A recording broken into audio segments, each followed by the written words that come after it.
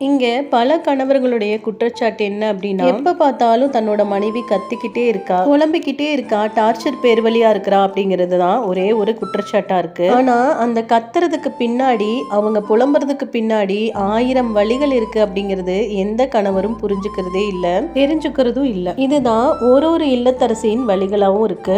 காலையில இருந்து ராத்திரி வரைக்கும் வீட்டுல வேலை பார்த்துட்டே இருக்கிறோமே அப்படிங்கிற ஒரு ஸ்ட்ரெஸ் தான். தனக்கான நேரம் அப்படின்னு எதுவுமே இல்ல, தனக்காக ஒரு ரிலாக்ஸ் அப்படின்னு எதுவுமே இல்ல அப்படிங்கிற வழிதான் அப்படின்னு எந்த கணவருக்கும் தெரியறதே இல்ல, புரியறதே இல்ல. இதுல இன்னும் நிறைய பிரச்சனைகள் இருக்கு. தன்னோட பிள்ளைகள் சொல் பேச்ச கேட்கறது இல்ல, தான் என்ன செஞ்சாலும் அதுக்கு குறை சொல்லிட்டே இருக்காங்க. காலையில இருந்து ராத்திரி வரைக்கும் கணவருக்காகவும் பிள்ளைங்களுக்காகவும் பார்த்து செஞ்சு கொடுக்கறமே, ஆனா அதை அவங்க உதாசீனப்படுத்துறாங்களே அப்படிங்கிற ஒரு வழிதான். இங்க காசால எதையுமே கொட்ட வேண்டாம், வேலைகளாலையும் பகிர்ந்துக்க வேண்டாம். அவங்க கிட்ட ஆறுதலா 4 வார்த்தை பேசினாலே போதும். நீ ரொம்ப நல்லா பாத்துக்கிற, எங்களை பாத்துக்கிற, குடும்பத்தை பாத்துக்கிற அப்படின்னு வார்த்தைகளால சொன்னா மட்டுமே போதும். அதுவே ஒரு பூஸ்டப்பா எடுத்துட்டு இன்னும் அதிகமா ஓட ஆரம்பிப்பாங்க. இதை மட்டும் தான் அவங்க எதிர்பார்க்கறாங்க, இதைத்தான் அவங்க உங்ககிட்ட இருந்து வேணும் அப்படின்னு நினைக்கிறாங்க. ரொம்ப சிம்பிளான ஒரு விஷயம் தான்.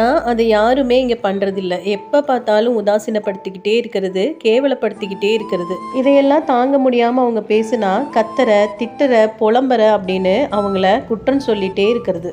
மொத்தத்துல மனைவியோட வழி கணவர்களுக்கு கேலியா இருக்கு.